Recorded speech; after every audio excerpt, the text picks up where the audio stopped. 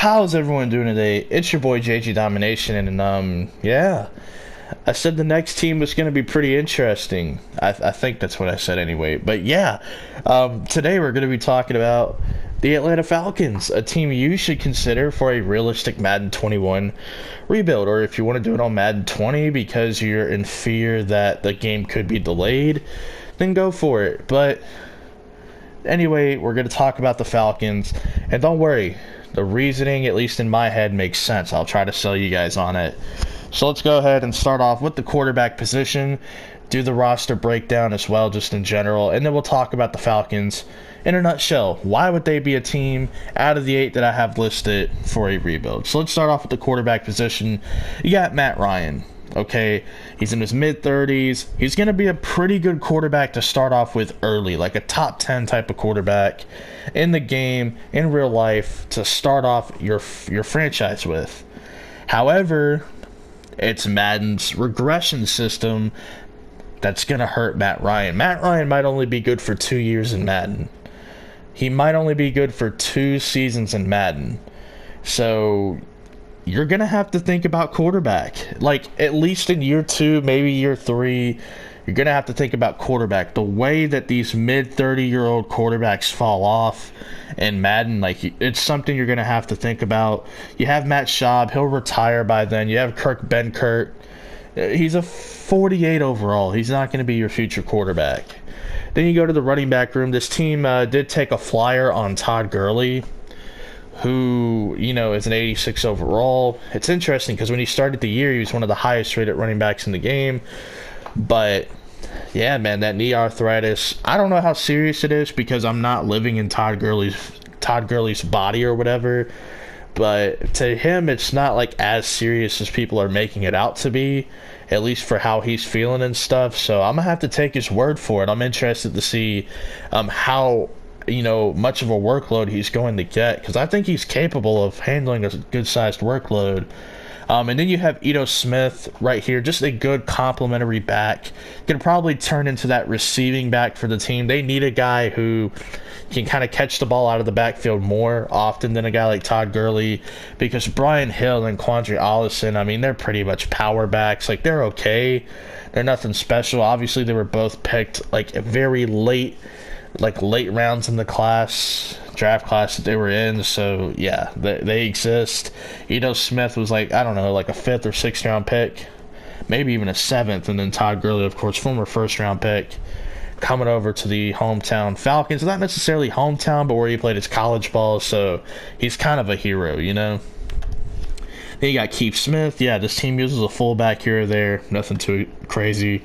Then we get to the wide receiving core. To me, the most interesting part so far that we've covered. And obviously you have Julio Jones, who, because he's a superstar X Factor, because he's going to be in the high 90s, it's going to take a while for him to really fall off. Like, even if he falls to an 85 overall in like 4 or 5 years of your franchise, he's still going to be a very good receiver in the game for you to play with. He's still going to be serviceable. He's still going to be good. So Julio Jones might just be here for the long haul, unless you want to have a fire sale and blow up this team. Then you could potentially sell Julio. And then you have Calvin Ridley. The thing is, he came into the league as an older rookie, so he's a good player. Obviously not because he came in as an older player from college, but right now he's a good player, but can he be a great player?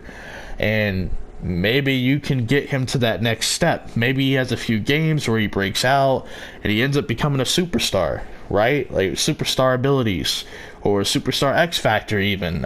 You'll have that opportunity with Calvin Ridley. The skill set is there. The route running's there. He's just got to be consistent with the hands. That's about it. And then you have Laquan Treadwell. Speaking of being consistent with the hands, this dude just needs to be consistent. A former 1st-round pick for the Minnesota Vikings. He's pretty much been labeled as a bust up to this point, rightfully so, and who knows, man, maybe the change of scenery for the Falcons will be a good thing for him. There's a few players that the Falcons have who, they're kind of giving them a second chance, for that change of scenery, and I think it could be a good thing for Laquan Treadwell. We'll see. I'm not going to gas him up, but he is a former 1st-round pick. Maybe he can unlock some of that potential that he has. But we'll see. Again, I mean, this is the same guy that played with Adam Thielen and Stephon Diggs and couldn't do jack shit. So just because he's playing with Julio and Calvin Ridley, I don't really have that high of expectations for Laquan Treadwell. Just going to keep it real, but hopefully he does something out there. And then you have some decent depth. You have Russell Gage Jr., who, he still exists. Olamide Zacchaeus, I think he had like an 80-plus yard touchdown against the Panthers or some shit, or like a 90-yard touchdown.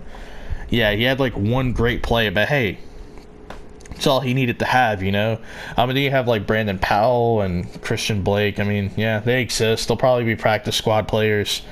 But, you have a good number one, or a great number one, excuse me. You have a great number one, a pretty good number two, but finding, some more depth, finding that, third receiver for your team, that might be a challenge. Maybe you have something here in Laquan Treadwell. If you're the user for the Falcons, you could potentially resurrect the career of Laquan Treadwell. Then you have Gage and Zacchaeus as like decent depth. But it's a position you should still put some work into over time. Not necessarily like free agent money. Like, you don't have to do that. But, maybe in the draft you just get some good depth. And then we get the tight end. Speaking of a change of scenery, a second chance, we got Hayden Hurst, a former first-round pick by the Baltimore Ravens in 2018's class. He's their third best tight end on the Ravens. They were using Mark Andrews, who they actually took in the same draft, but in the third round, and Nick Boyle, who's more of a blocking tight end with decent hands. And then you have Patrick Ricard, who is their fullback, a former, plays on the defensive line a little bit as well. So yeah, you kind of have Hayden Hurst. He's kind of the odd man out, but he's actually not a bad tight end. Like, I can see him being pretty productive for the Falcons, to be honest. Dirk Cutter's here. Dirk Cutter, infamously known for using the tight ends in his offense, and Hayden Hurst, I mean, he's got the tools, man. Former baseball player. We'll see if he can throw a good Philly special to Matt Ryan. Who knows? But you have Hayden Hurst. Jaden Graham is okay. Okay depth, a nice find out of Yale. And then you have Kari Lee, who played for the Buffalo Bills. He played a little bit in the AAF, I believe, and in the XFL. So getting another crack at it. Some good depth right here for the Falcons. And then you have Josh Harris, their long snapper, a.k.a. the 51 overall tight end, because Madden does not have an official long snapper position, but yet you can put players at long snapper, a.k.a. 51 overall tight ends. Yeah, good job, Madden. You're a great game. All right, get to the offensive line now. You have Jake Matthews, one of the higher-paid tackles in the league. Solid tackle. He's actually a solid left tackle for this team. Nothing too crazy these days, but he is a solid left tackle. Good to have, for sure. 27 years old on this roster. Is he 27 in real life? I don't know. I ain't fixing to do a Google search, but you're good at tackle at least for a couple of years. Then at left guard, you have James Carpenter and Justin McCray. So you have a little competition here. Neither one of those guys are anything spectacular, but you have a little competition at left guard. Then you get the center. You have Alex Mack, who is on the final year of his deal. And then you have Matt Hennessy, who you drafted in the third round. Again, disregard the rating. This is a made-up roster.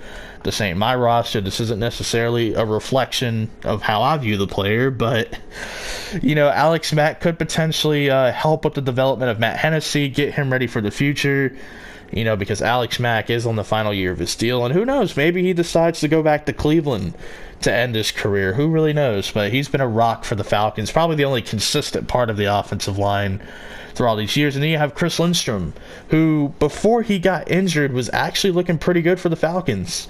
And then when he came back, started to slow down a little bit, but I think he just came back a little too early. I think that's what it could have been. Maybe wasn't caught up to speed yet. Not all rookie offensive linemen just come in lighting the league on fire.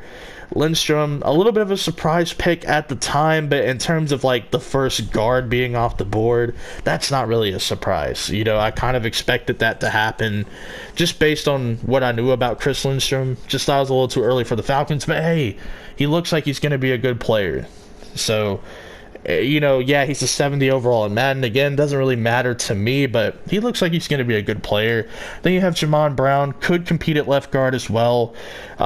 Maybe You can experiment with moving him to tackle. I don't know if that's the best idea in the world, but he's good depth at least. And then at right tackle, you got Caleb McGarry. Really wasn't a fan of the pick then. Still am not a fan of the pick, but, I do understand the thought process. They had Ryan Strader at right tackle for a while, so they were kind of looking for the next Ryan Strader at that tackle position. Like, I get the thought process. But did you really have to trade back into the first round to do it? Like, did you really, though? Are you sure he wouldn't have been there in the second round? And plus, there were better options on the board, in my opinion. But hey, you know what? It's all good. Maybe he can develop to be something in your franchise. And then the defensive line. This defensive line is actually pretty good for Madden. You have Dante Fowler Jr., who just had his first double-digit sack season last year with Aaron Donald. I don't think it would be that much of a shocker if he did it again with Grady Jarrett, who we'll talk about later. And then you have Alan Bailey, solid depth. You can actually cut him in real life and save like $4 million. And then Steven Means, again, just decent depth. Pretty good rotation right there. Then you get to right defensive end. You have Tack McKinley, whose fifth-year option was declined, so he's basically in a one-year prove-it deal. And then you have Charles Harris, who was a former first-round pick by the Miami Dolphins. He ends up getting cut. Or no. He got traded for a 7th-round pick in 2021. So the Falcons taking a flyer on Charles Harris, low risk, high reward. I like that. And I hope he gets some playing time for the Falcons. There might be something there that they might be able to unlock. And then you have John Kaminsky. And he is a pretty interesting player to me. I've seen him, do some stuff in the preseason. When he did play in the regular season, he didn't look too bad either. And it's being reported, at least I read somewhere, that John Kaminsky could play some defensive tackle on third downs to be like a rushing DT. Like one of those defensive ends they kick inside. So maybe this could be like your poor man's Michael Bennett role. Dan Quinn, of course, coached that Legion of Boom defense. And Michael Bennett was one of these bigger defensive ends that could kick inside the DT and get a rush on third down. Maybe John Kaminsky can do that. I mean, he's got the size, 6'5", 285, so he can definitely do it. So, yeah, it'll be interesting to see if he can have an impact in that role. I thought he was pretty solid as a defensive end, but as a rotational guy. But we'll see what he can do, kicking him inside. And then you have Grady Jarrett. He's a beast. One of my greatest draft calls in my life was Grady Jarrett, and then we'll talk about another one here later. But yeah, I was pretty high on Grady Jarrett, and this was before, really before he broke out for the Falcons, before he had that crazy performance in the Super Bowl against Tom Brady where he had like 2.5 or 3.5 sacks, whatever it is he did. Yeah, before he went crazy in that Super Bowl, before he really started to pop up on people's radar, I was raving about how good I think he can be and that he could be a great player someday. And what do you know? He is. He has turned out to be pretty damn good. Then you have some good depth. You have Tyler Davidson. You have Marlon Davidson. So, yeah, you have two Davidsons on the team. This one, or Davison and Davidson. But yeah, you have Marlon Davidson, who you drafted out of Auburn in the second round. A solid guy. He played more 3-4 defensive end. I wonder if in this scheme he'll be able to get some reps as a defensive end. I know he's 300 pounds. But maybe, I'm kind of interested to see how this team will use him, if they do actually use him or want to get creative with using him instead of just sticking him at defensive tackle next to Grady Jarrett. I want to see if he'll be able to move around on the D-line or not. Then you also have Dejan Sanat, who was a third-rounder a couple years ago from USF. Let's see. And then you have Michael Bennett. Not the Michael Bennett, but Michael Bennett. And then you have this guy who I don't know much about. So the Falcons' defensive line, there's some good depth on it for sure. Then you get to the linebacker position. Leroy Reynolds, I think he played for the Jaguars, and he was a rotational guy over there. Edmund Robinson, don't know a whole ton about. And then you have Deion Jones, another one of my greatest calls in a linebacker class that had Miles Jack and Jalen Smith. I said that Deion Jones was my number one linebacker at the time. That's who I would have taken. And what do you know? He's been the best one out of the three, in my opinion. I think that draft class, who else was in it? I think it was like Reggie Ragland, Darren Lee. That was an interesting class. Miles Jack, I think, slid because of injury. Jalen Smith slid because of injury. I think Deion Jones legit slid because he was quote-unquote undersized. Like, come on, man. What an idiotic reason to have a guy like him slip. A great athlete who can cover in a passing league. I mean, come on, man. I feel like people overthink the draft process. You know? But Deion Jones was a great call for me. Even then, I said he was my number one linebacker. That's the guy I would have chosen. You know, out of all the linebackers, he's going to be the future star at the linebacker position. Injuries recently have snuck up on him, but man, when he's out there, he's a beast. Probably one of the best players on the Falcons outside of Julio. You know, you have him and Grady Jarrett, just straight up beast. Then you have Michael Walker, this team drafted out of Fresno State. In this year's class, good athlete. Maybe you can recreate the magic you have here in Foyesade Olacombe from Yale. Nice little find in the 7th round a couple years ago. I don't know much about Cason Collins. And then the cornerback room, it's a little lackluster. You have A.J. Terrell out of Clemson, who you drafted this year. It'll be interesting to see how good he could be for the Falcons. He kind of reminds me of Robert Alford a little bit. You know, he's handsy in press coverage and man coverage. Zone coverage, he's okay. Nothing too special. But it's interesting because he's kind of a mirroring image of Robert Alford. I wonder if that's why they drafted him, to try to recreate what they had in Robert Alford. Then you have Kendall Sheffield. Really good athlete, going to be the team's nickel corner, could even play on the outside a little bit. The one promising thing about him is he was guarding Tyler Lockett a lot when they played Seattle, and he was able to deflect a few passes thrown towards Tyler Lockett. So he had the speed and the sticky ability in man coverage to stick with a guy like Tyler Lockett. To me, like, that's a positive sign right there that he could be a pretty good corner for this team if he just continues to develop and build momentum.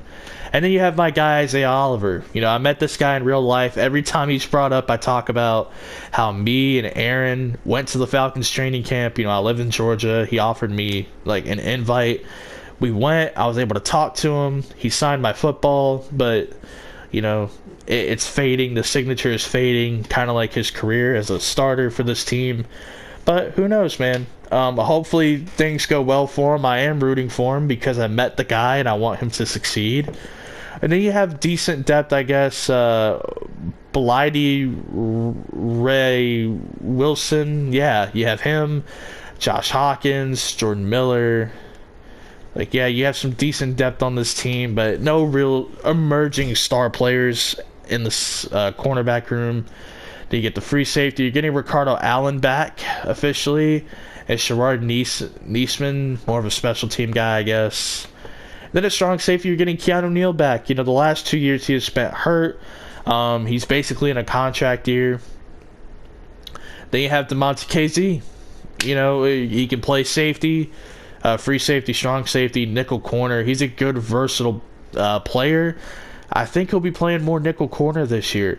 If I had to guess, like, what his role would be, I guess he'll play more nickel corner. Maybe Ricardo Allen plays nickel corner and he kicks over to free safety. But he has that versatility as well. And then you have Jalen Hawkins. You know, they took a swing on from Cal. Jamal Carter, I think more of a special teamer, practice squad type of guy. Then you have Young Ho Koo, a.k.a. Young Hao Koo, but it's Young Ho. Come on. It's Young Ho. And then you have Sterling Hoffrichter from Syracuse, who this team drafted in the 7th round, and Ryan Allen. I don't think Ryan Allen's here in real life. I don't know. He might be.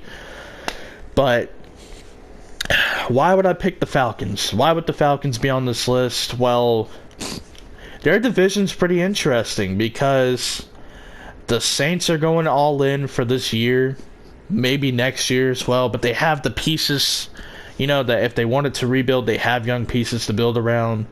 You look at Tampa Bay, they're going all in with Tom Brady. They even brought Gronk out of retirement, was able to trade for him. I mean, Tampa Bay is going crazy. They got a young defense. They got some really good wide receivers.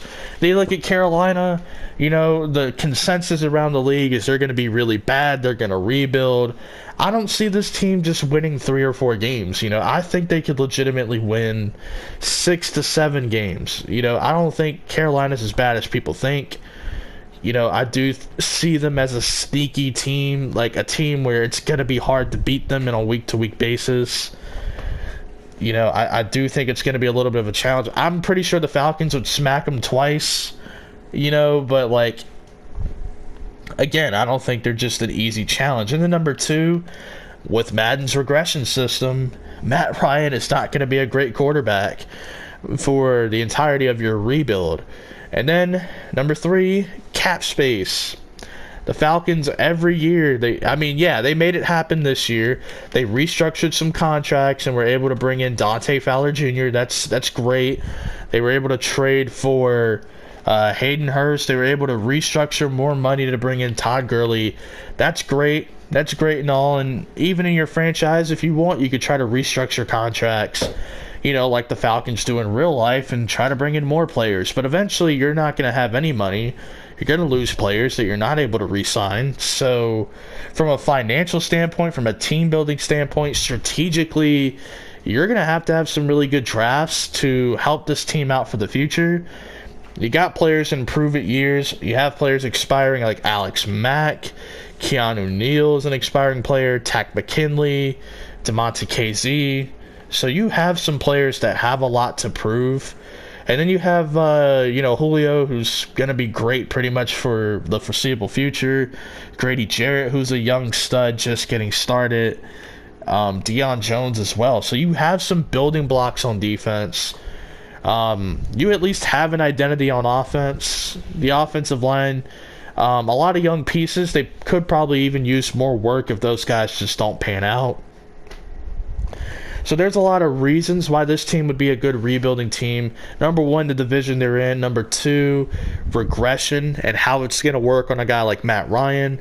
Financially, this team is not just going to keep being able to restructure contracts forever. There's going to come a point where they just can't afford everybody.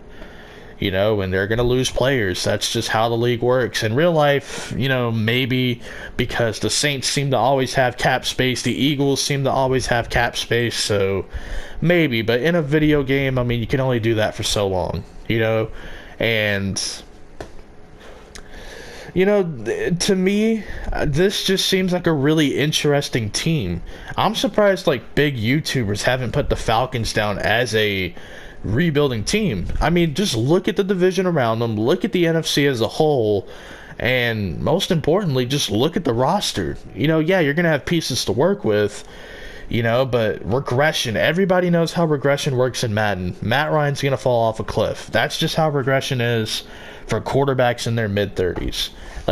How Madden is. So knowing how Madden is, knowing where the Falcons sit in real life and on this game, it's going to be fun. Plus, you have the new uniforms, That's going to be kind of fun. Rocking some new unis. That's always a fun time. But, yeah, let me know how you feel down below in the comment section about the Falcons being on this list. This isn't me saying they'll be bad. This is just, to me, an interesting team to rebuild, if you decided to. So, hopefully, y'all enjoy, and peace out.